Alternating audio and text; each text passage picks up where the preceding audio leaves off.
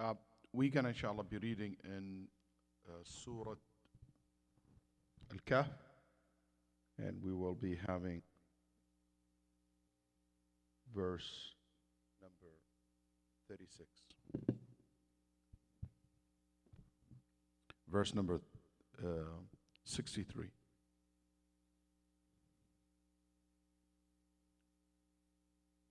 Okay. قال أرأيت إذ أوينا إلى الصخرة فإني نسيت الحوت وما أنسانيه إلا الشيطان أن أذكره واتخذ سبيله في البحر عجبا قال ذلك ما كنا نبغ فارتدا على آثارهما قصصا فوجدا عبدا من عبادنا آتيناه رحمة من عندنا وعلمناه من لدنا علما قال له موسى هل أتبعك على أن تعلمني مما علمت رشدا قال إنك لن تستطيع معي صبرا وكيف تصبر على ما لم تحط به خبرا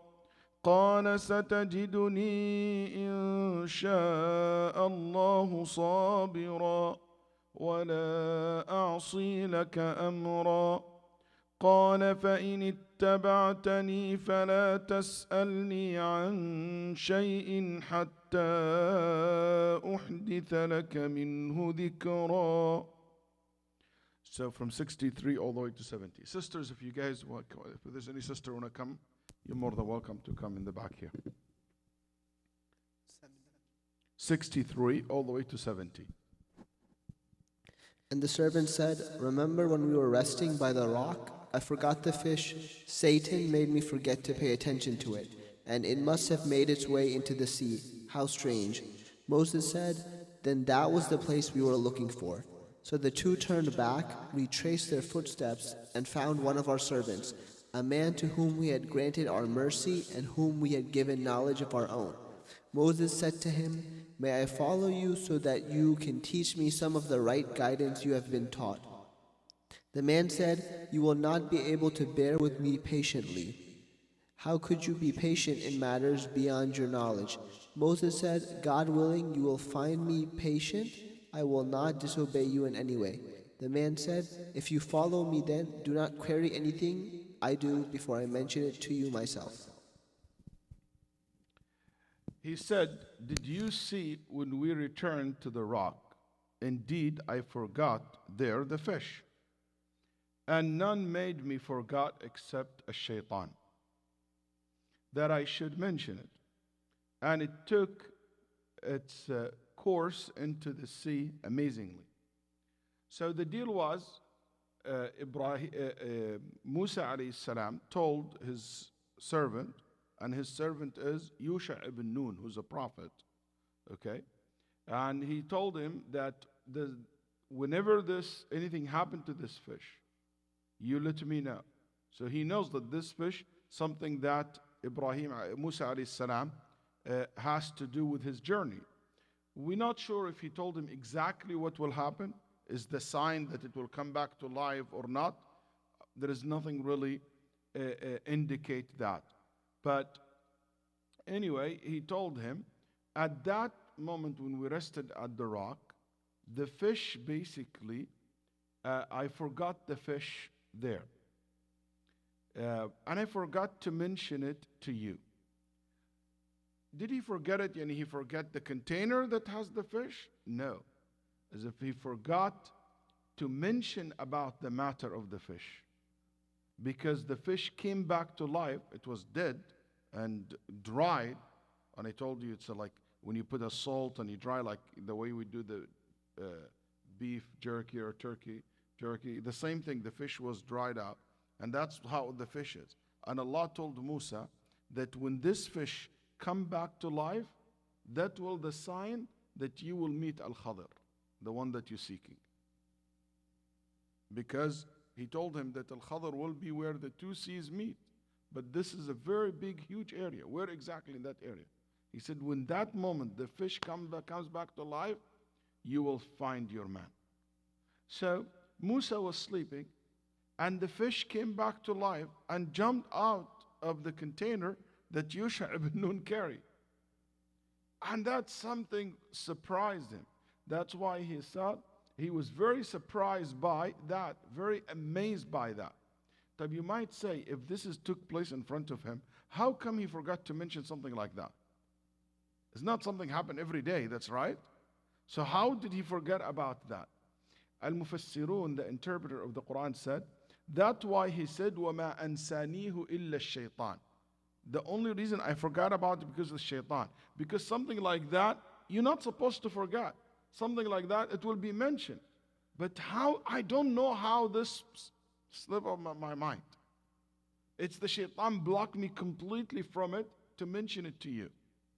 So that's one of the way the scholar interpreted this verse. Number two, the ulama said, no, it is yes unique, but is not something completely out of the ordinary in regard to Musa alayhi salam and Yusha ibn Nun, because Allah have shown Yusha ibn Nun so many miracles happen in the hand of Musa.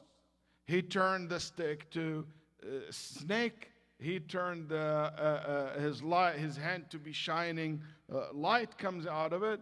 You know, the sign that he showed to Fir'aun, the blood and the frogs, and you know, the 9 signs that he showed. So, and the split of the sea and crossing the sea. All this took place already. So Yusha ibn Nun know that Musa alayhi salam filled with these miracles.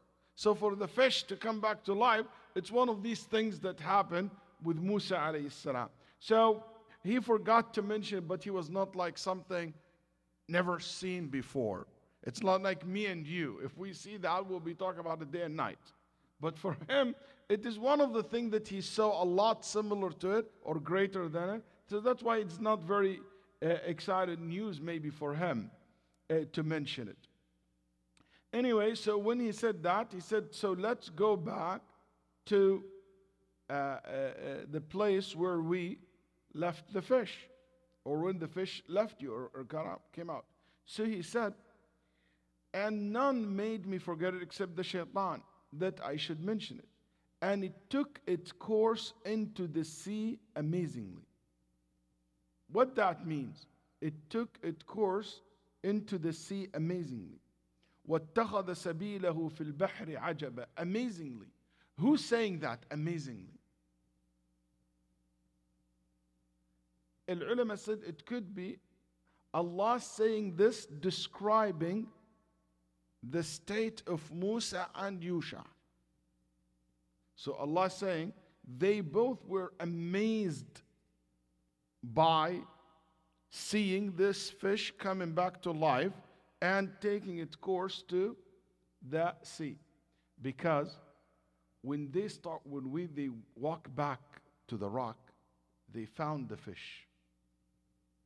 Where they found the fish, as the hadith of Sahih Bukhari tell us, it was in the shore, in a mud, surrounded with a little bit of water, but it is tatalabbad, moving. So they saw the fish back to life in the sand. You know how the shore, when the wave comes, there is like a mud and an area which is, there is a lot of, like very shallow. So they found the fish there. So Musa alayhi salam, when he saw that, he basically, akhada, and another narration said, he found it next to a rock. Found the fish next to a rock, moving. So Musa alayhi salam start hitting with his stick, with his cane, making a way for the water to come from the sea to reach the fish. When you say like you're about to die, like how the fish when you get out, so it's moving very fast. So he start making like a canal for the water with his cane, for the water to come to the fish. So that the moment the fish basically found the water, start swimming towards the water, and Musa following it. Is this cutting off? Maybe do the other one.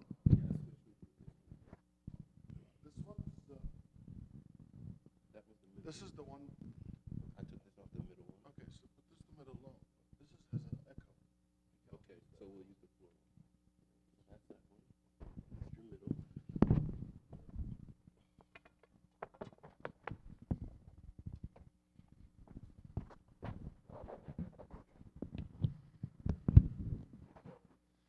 No problem. So he starts following it, and he is amazed by how this fish walking and basically moving and following a certain path that as if it knows where it's going. And the same thing with Yusha ibn Nun are both surprised. So that is one of the why the ulama rahimahullah interpreted this verse. It's Allah subhanahu wa ta'ala saying about them that they are muta'ajjibeen, they are amazed by the fish. In the hadith in Nabi sallallahu alayhi wasallam, that Musa, one of the narration, but I don't know about the authenticity of it, that one of the narration says that every time it will walk into the sea, it will turn the sea to a land. The path that it's taking, it turned, whatever it goes, like would enter the water, whatever it touch from the water, that part behind it, it will be like a path, a solid land, like a rock. So he started walking on these rocks until it took him to an island, and that's where he found Al-Khadr. The narration in Sahih al-Bukhari is not as detailed like this. The narration in Sahih al-Bukhari, it says that it moved and he followed it, and by the time he came back, he found Al-Khadr by the rock. So he following the fish, and by the time the fish disappeared in the water and he came back, he found Al-Khadr at the rock. قال ذلك ما كنا نبغي. Musa said, this is what we were seeking. So they returned, following their footsteps, looking for that man. فوجد عبدا من عبادنا آتيناه رحمة من عندنا وعلمناه من لدنا علما. They found a servant from among our servants, to whom we had given mercy from us and had taught him from us a certain knowledge. And this is Al-Khadr. When Allah subhanahu wa ta'ala said, عبدا من عبادنا, my servant. يسمون هذه إضافة, والإضافة كنا نتكلم قبل قليل للتخصيص. We were talking earlier with another group of people taking class with me, that whenever Allah subhanahu wa ta'ala attributes something to him, it means that this is very special. This one is very special. So when Allah subhanahu wa ta'ala said, my servant, yani this is a very special servant. Like when he said, this is my house, which is Al-Kaaba, very special place. My masjid, this is my messenger, very special. So anything, Naqatullah, the she-camel of Allah, very special she-camel, not like any other camel, she-camel. طيب. And here, he found him, and Allah subhanahu wa ta'ala said that this person have two things. Mercy and what? And what? Knowledge. Allah provide him with two things, mercy and knowledge.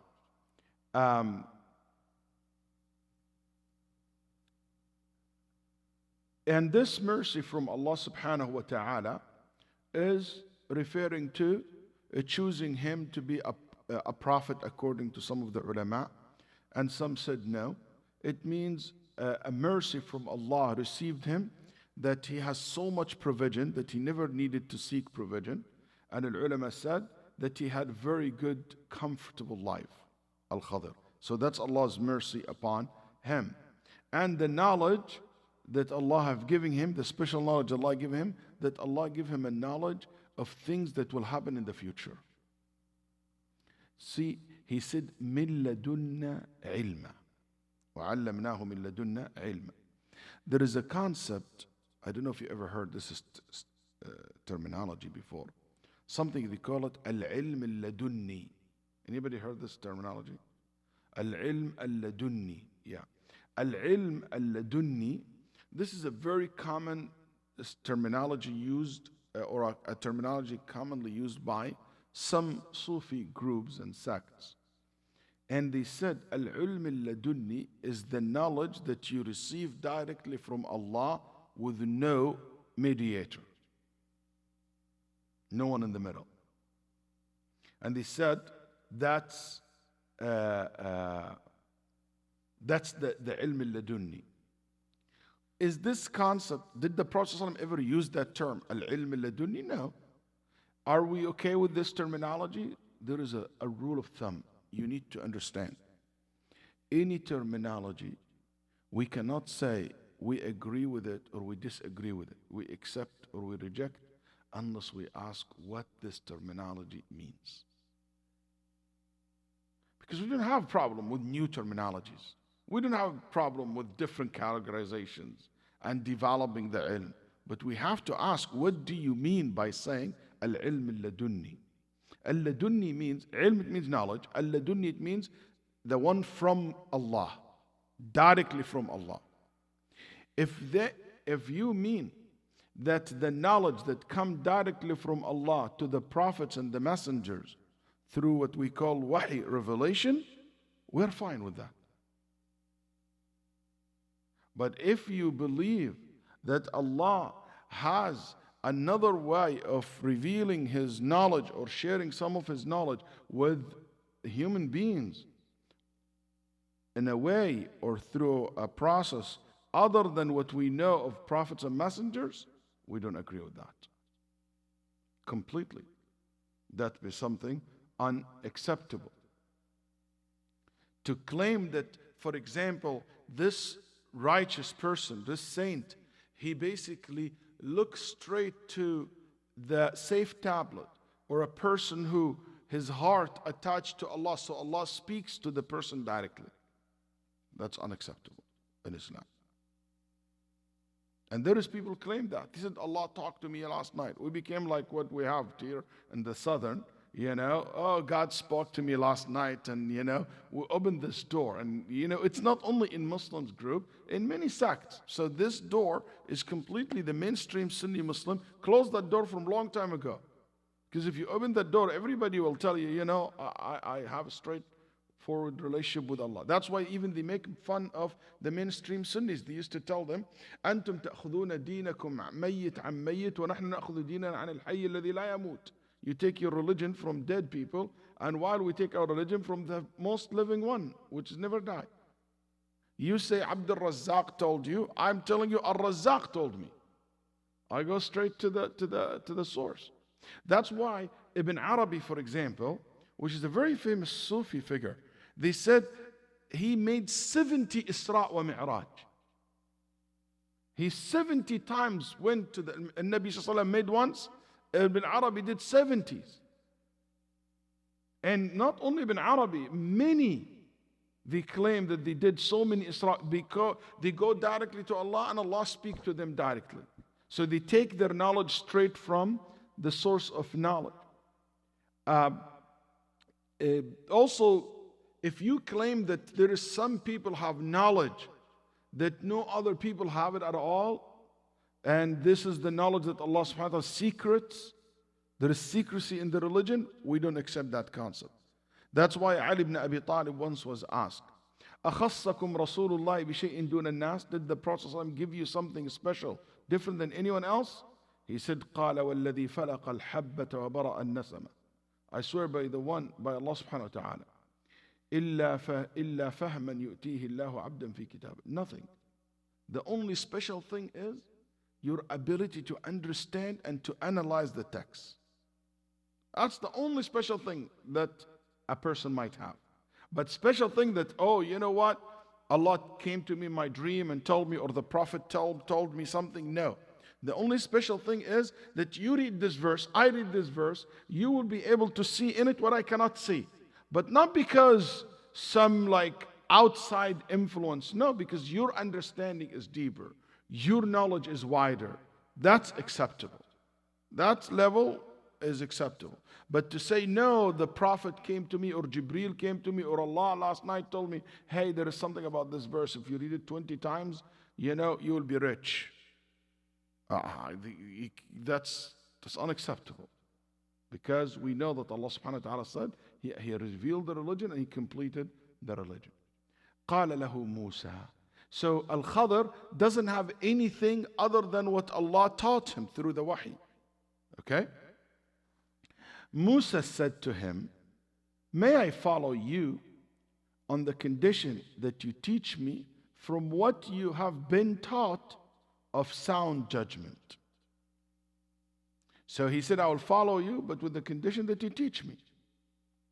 And this is a very respectful way of asking.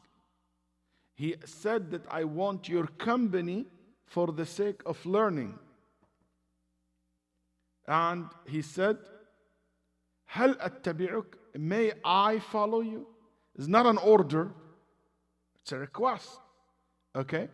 Then listen to what he said. مما علمت. To teach me some of what you have been taught.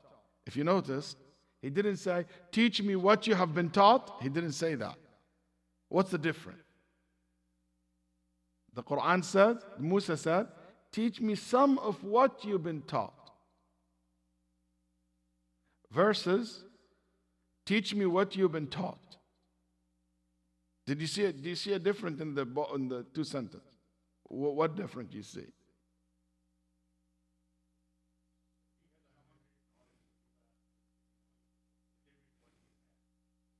So is it better to say, teach me from what you have, or teach me what you have? Which one is more appealing to you? Yes, Muhammad.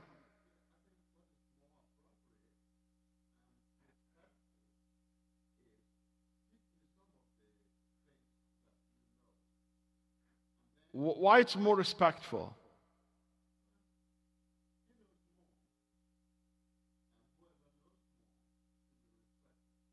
If Ibrahim tell me and said, Shaykh, can you teach me all what you know? I'll say, this guy planning to stick around for a long time. It's kind of, already I feel like so much pressure because what you know is so much. Can you imagine? That's a very general statement. But if you tell me, teach me from what you have, it means he's not going to be a long time with me. I stuck with this guy for a very long time. So when he's a stranger, that's Musa and Khadr, okay? Number two, if I tell you, give me from what you have, it's a very intelligent question. That means, in another word, I am psychologically influencing you to start thinking about the best of what you have to share it with me. Not everything you have. So now you became selecting the knowledge that you have that you want to share with me. It's a very beautiful way of asking. Very smart way of putting the question. مِمَّا عُلِّمْتَ رُشْدًا. Al-rushd, sound judgment.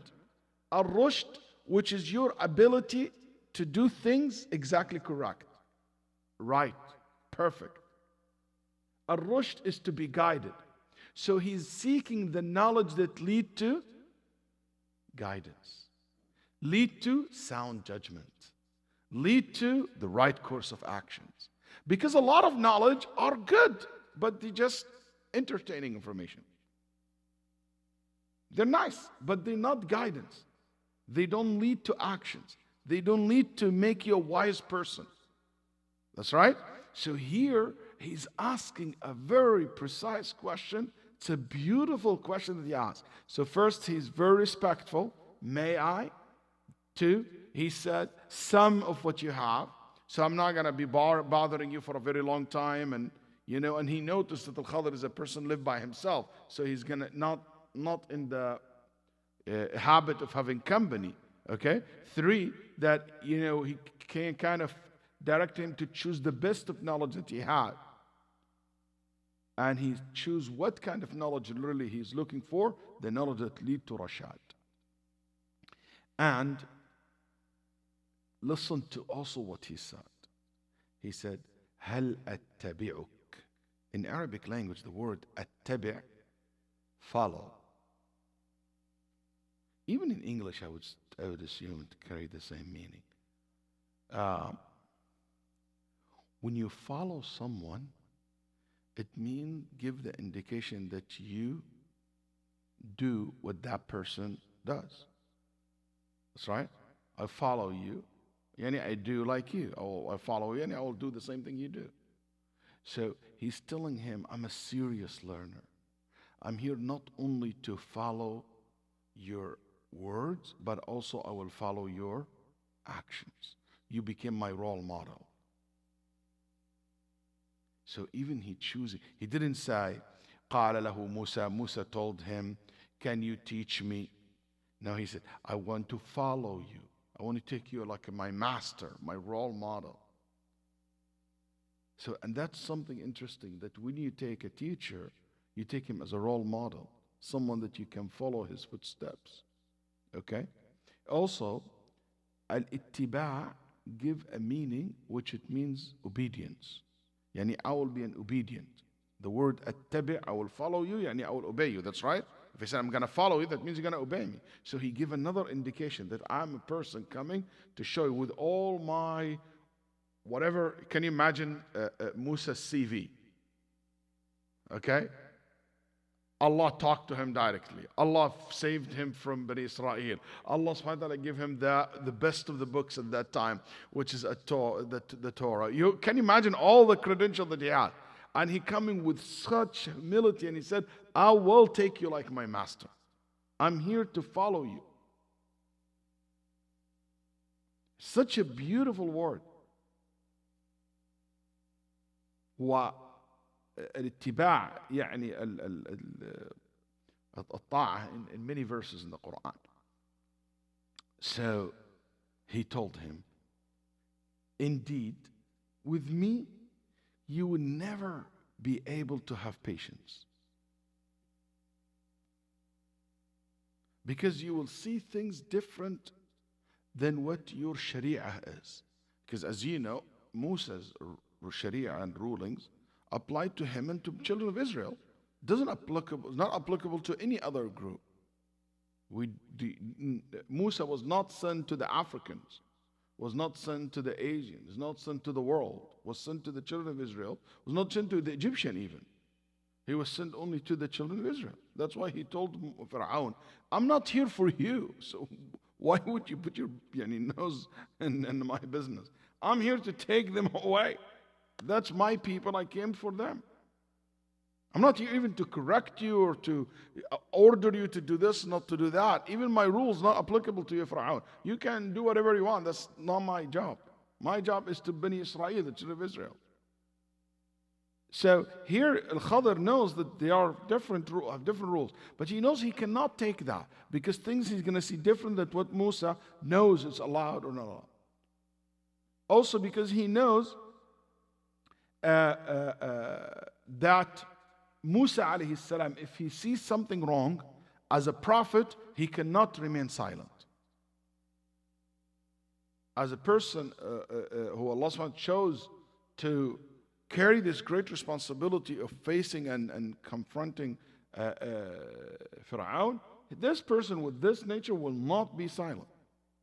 So he knows that. And he emphasizes in that. قال إنك لن تستطيع. You will not. And you will never. He emphasizes on that. Why would you think Al-Khadr said that in the beginning? To prepare Musa for what to come. Then he said, and how can you have patience for what you don't encompasses in knowledge? Something beyond your knowledge, how would you be able to patience with it? قال ستجدني إن شاء الله صابرا. After all these two strong verses showing how serious this matter is, Musa replied, you will find me if Allah wills, inshallah, because it's about future. If Allah wills, patient. And I will not disobey you in any order. Yani I will be patient with anything that I'll see I don't like in the future. And I will be patient because whenever I see from you, it's not going to stop me from following you. It will not stop me from obeying you. And he said, Satajiduni. Seen, you will find me. Okay? And he said, Insha'Allah, to make more emphasis. Sabira, patient. This is those who understand or enjoy any Arabic sarf. Hina ism fa'il. Sabir, patient. He didn't say you will find have me. I possess a lot of patience. He said patient. When you say patient, it means a person who have a lot of sabr. But you say patience in Arabic language, if you just make it like I'll have a lot of patience, just like that, it means I will have a lot or I'll have patience. But when I say I'm a patient person, yani I am full of that. I will be absolutely sabr. And I will continue to have sabr with you. Then I said, okay. Al-Khadr said, then if you follow me, don't ask me about anything until I make to you about it mention. So when I tell you about it, you can speak. Otherwise, you should not talk at all. If you want to continue my company, you be quiet. You don't ask until I tell you.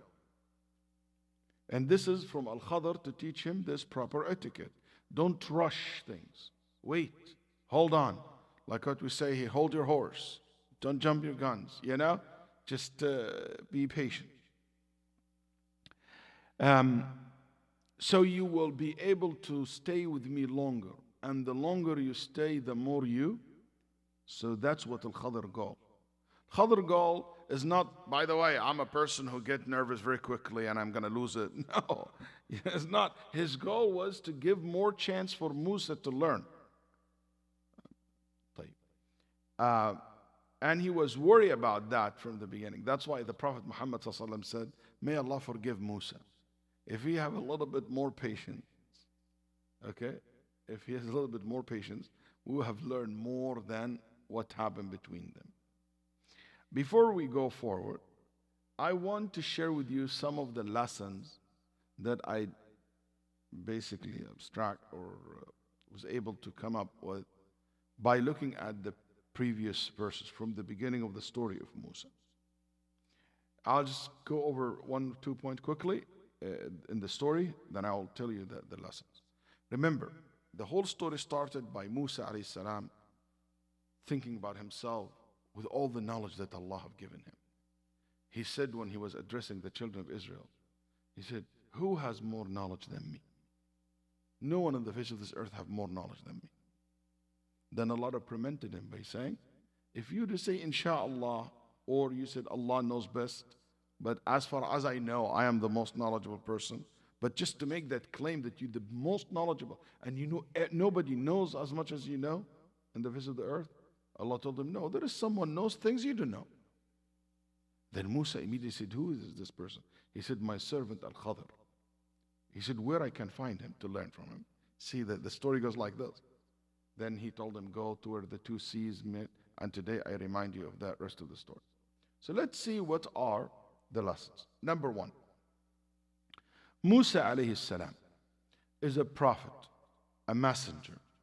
One of the ulil azm al-rusul, one of the 5 messengers, we call them the messenger of the great will, the top 5 messengers that Allah ever chosen, Allah ever sent to humanity. Allah sent him that gave him the Torah. Allah wrote the Torah with his own hand for Musa alayhi salam. Allah chose him to be the messenger to Bani Israel. And with all this knowledge that he has and he possesses, when he heard that there is someone has more knowledge than him, or he has knowledge, not more knowledge than him, he has knowledge that he doesn't have, he traveled to that person to learn from him. Today, one of us listened to a couple of khutbah and couple of speech online, read a couple of books, khalas, he thinks that he knows everything. Come to the class? No. I don't need it, just this is nothing. Come to the halqa, come to this, nothing.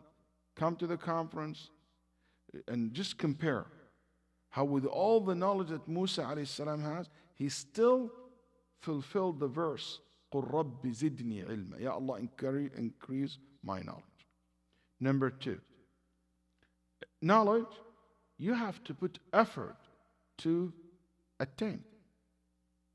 That's why this story, it started the very sunnah that the ulama did in the course of their life, which is the traveling for seeking knowledge. الرحلة في طلب العلم. Musa alayhi salam traveled to seek knowledge. And that's how all the scholars that we are aware of, they travel the world to seek the knowledge. Baqi ibn Makhlad, rahimahullah, one of the great scholars of Andalus, traveled 34 years of his life. 34, two trips. Two trips. It's about 34 years. First one was 21 years, and the second one was 13 years. In his life, to seek knowledge. On foot, by the way. He lived in Spain. He traveled all the way to Khurasan in Iran, in Yemen, to collect the hadith of Nabi sallallahu alayhi wa sallam. So this is something that the knowledge became a concept that the ulama rahimahumullah knows that you travel to learn. That's why traveling for the sake of learning has more value than just learning from someone local. You should start with local, but you travel to learn, that has another value. Like what? Can you think of other values comes when you travel to seek knowledge? You'll be exposed to different cultures. That's why this scholar who came from Spain to the Middle East, he brought with him the books of Imam al-Shafi'i, which is they don't know about. All of they know about Malik's book. The people from Al-Andalus, Spain, moved to Egypt, like Al-Qurtubi. He said, that's a different culture than what I used to have in Spain or in Andalus at that time. So different cultures also, and different culture give you different perspectives of things. Also, you will have new friends. This is the best friends you can ever make when you travel. Also, honoring the knowledge. When you travel and you put a lot of effort and time, you honor the knowledge. I teach in Al-Maghrib Institute, and I still remember a sister came to me, and she said, Shaykh, I save, because it's like $83 the course. She said, I've been 3 months saving money to take the course. She's a college student. She said, I don't have the money to pay the 83, but I've been saving the money for the last 3 months to be able to take this course. We teach every 3 to 4 months a course in Seattle or around America. So when a student tell me that, she was not telling me that because she wanted me to give her a break or discount or scholarship. No, she wanted just to tell me how serious she is. When I was in Colombia, another young lady came to me, and the brother told me, he said, Sheikh, this lady, she traveled over 20 hours to be here with us in this conference. I said, 20 hours? I was joking. I said, what, you're riding a camel? She said, no, actually I was riding a llama. I said, what? She said, llama. She said, my village, I use a llama to go down from the village all the way down. Then I took after that a truck on the back of the truck all the way to the bus station, then to the train station, then all the way to here. I live in the mountain. We don't have cars there. I was like, wow, 20 plus hours just to come to the course when I was in Colombia. I was like, whoa, that's someone, you can imagine how they will value the knowledge. Number 3, one of the lessons that we can see in this story, you should take the necessary means. That's why they took food with them in their journey. That's right. They took the food and they prepared their food. They had a dry food, so it survived for a long time. So anybody want to do something should plan properly for it. That's a lesson. Number 4, Yusha ibn Nun was very angry at himself, very sad at himself, that he lost the fish, that Musa cared for it so much, because Musa kept telling him, watch the fish, but when he lost it, he felt bad. But guess what? That losses was a beginning of a new journey. That losses that happened was not the end. It was actually the beginning. So many times we think that the thing that we lose in life or thing that goes not according to what we plan is the worst thing happened to us in our life, and we don't know, maybe Allah has another plan for us. And Allah has another beginning for us, another journey for us to explore. So always remember this story to inspire you that even when they lost the fish, they gained something better than the fish, which is Al-Khadr. And that's something, another journey for them. في كل محنة يطوي الله منها. In every calamity, in every hardship, there is always ease. There is always gifts. Number 5, knowledge should lead to humility. Knowledge should lead you to be down to earth. When he said, Musa, about himself, that I'm the most knowledgeable person, and that was not appropriate way of talking, Allah immediately reprimanded him. Allah immediately made him to pay attention to what Allah said in the Quran.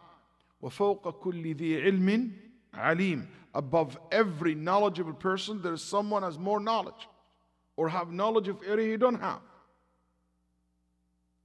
So if this is something I want to know, I want to share with you a lesson. Don't always look at your knowledge as the best knowledge, that no knowledge beyond it. Don't think of your madhab is the madhab, the best madhab, and no madhab better than my madhab. Like some people would say, you know, فَلَعْنَةُ, and I'm not going to mention names while I'm fasting, okay, but some of the fuqaha would say that our madhab, صَوَابٌ لَا يَحْتَمِلُ الْخَطَأ. Our madhab is absolutely correct and no chance to be wrong. وَمَذْهَبُ غَيْرُنَا, and the other madhab, the Shafi'i, this is a Hanafi guy who said that. He said the Shafi'i, the Maliki, the Hanbali are absolutely wrong. No chance for them to be correct. That's arrogant. Or you think of your movement or your jama'ah or your Shaykh that he is the only Shaykh, the only right, the ultimate haqq. That's not right. Learn from the lessons of Musa. When he said, I'm the most knowledgeable, Allah said, no, that's not. That's not the attitude to deal with. Have confidence, but don't be arrogant. Don't block your eyes from seeing what's out there, because there is so much to learn. Number 6, when Allah described Al-Khadr, He described him first with Abduna. That's right. One of my servants. Servitude, which is Al-Ibadah. Then next, Ataynahu Rahmah, mercy. Then next comes knowledge. Righteousness, which is to be a servant to Allah, to be a worshipper. Then mercy, then comes what? Ibrahim? Knowledge. That's right. A lot of time people, knowledge comes first. No taqwa, no righteousness, no spirituality, nothing. It's all about information. No mercy. It doesn't work this way. The way Allah put it is so beautiful that you have to have this taqwa. Al-ilm should lead to righteousness. Al-ilm should lead to spirituality. Al-ilm should lead to purification of the soul. And when you purify your soul, you're ready. You become a merciful person and a person of knowledge. And if this is something you need to also look at, is how Allah started with mercy before knowledge. Because the knowledge that does not produce mercy is a curse. If your knowledge doesn't lead you to be merciful with people, the way you deal with them, the way you look at them, you just judge them and with no mercy, that's not the way of ibadullah salihin. That's not how the righteous people are. Number 7. One of the lessons you can learn, whenever you forget something, you say, A'udhu billahi minash shaitan ar-rajim. Because shaitan causes human beings to forget the things which is important. وَمَا أَنْسَانِيهُ إِلَّا الشَّيْطَانُ أَنْ أَذْكُرَ. Shaitan caused me to forget about it. So from this we learn that when you can't remember something good, it is something you can say, أعوذ بالله من الشيطان الرجيم. 8. See how humble, down to earth is Yusha ibn Nun, the servant. The servant is a prophet. He didn't say, you know what, I can be your servant. I'm a prophet like you, and I always receive message from Allah. Yeah, you hire a little bit, but not servant. Make me assistant, make me vice president. No. Yani, subhanAllah, it's an interesting how he is a servant to Musa alayhi salam. And that's how Ahlul Ilm, that's how the student of knowledge should be. With each others. Help one another. Down to earth to one another. Especially with those who are elder among them. Those who have more knowledge among them. Number 9. Musa has more knowledge than Al-Khadir. And no doubt he is higher level than Al-Khadir. But still Al-Khadir has knowledge that Musa don't have. What lesson we can learn from this? That we as a community need one another. I might have more knowledge, but I'm not in Quran and Sunnah. But that's not enough. I need people who specialize in other areas. Maybe I need someone who is very good in politics, in PR, in media. Someone who is a da'i and knows how to give khutbah very well. Maybe it's not my area. I don't need to be ahead of every area. You know, I'm not an artist, but I need an artist to complete me. And that's something we should learn as a student of knowledge. That don't give the tent, or as a community, don't make the imams or like the super imam. He has to lead everything. And there's people like that. Like go to certain meetings without going into names. Oh, mashallah, Shaykh, you do this. No, you lead this. It's not my area. It's not my specialty. I might give you a little bit of my experience, but I should not lead in that area. I appreciate the respect, okay? But still, we as a community need to know. Sometimes some of the people, or maybe some of the student knowledge, believe themselves, and they believe that they are like knows everything, which is wrong, dangerous. We always should look to everybody in the community that they can, he knows something I don't know. You know what? That's someone I need to bring him closer to me so we can complete one another. Teamwork. Very good. Number 10. No matter how the mistake is big, be honest about it. Where we learned this from? When he lost the fish. Musa kept telling him, this fish is important. This is something Allah have told me about it. It's a great thing that he lost it, that's right. But he was very honest about it. And that's one of the best things. If you make a mistake, be honest about it. Say it the way it is. Apologize, and things will move on. Don't try to hide it. Oh, Musa, just wait right here. I'll bring it. I'll just, I'll go, try to be smart and go dig about it. No, he was very honest, forward about it. That's a great lesson for us to learn as well. Number 11. You should not be angry at someone who sincerely forgot something. See, Musa alayhi salam, he said, when he told him, I forgot it, I honestly forgot about it completely. He didn't say, oh, Aslan, it's my mistake to bring you with me. Did he say that?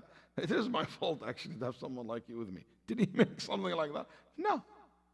And sometimes if your children, your husband said, I forgot to get it.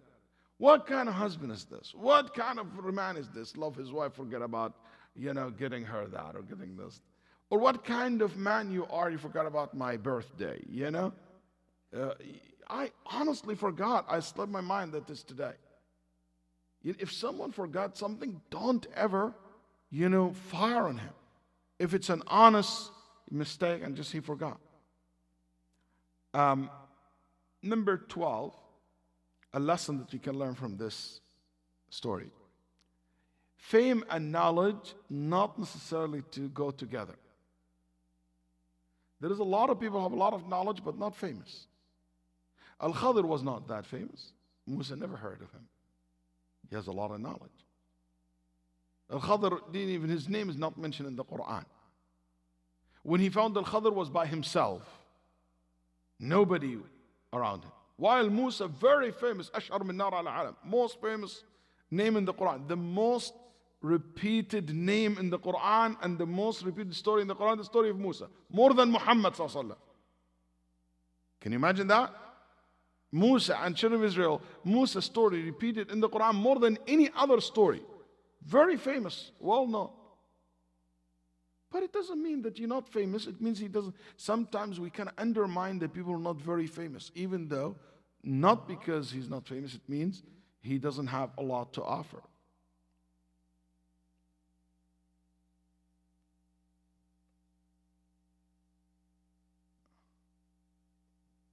I have to stop here because of the. This is how many points? 12. Okay. I have 29. So I was like thinking about it and I came up with 29 points. So I don't know how we're going to do that. Next, would you like to continue next week? Okay. So inshallah we continue next week, inshallah. It might be a little bit late, because I will be traveling on Wednesday. I'll be landing on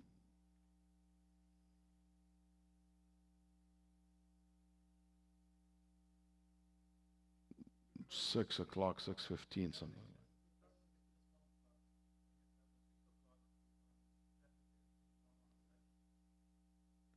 Yeah, and it's international flight, so I don't know when I'm gonna be out. Yeah, I land 6 o'clock.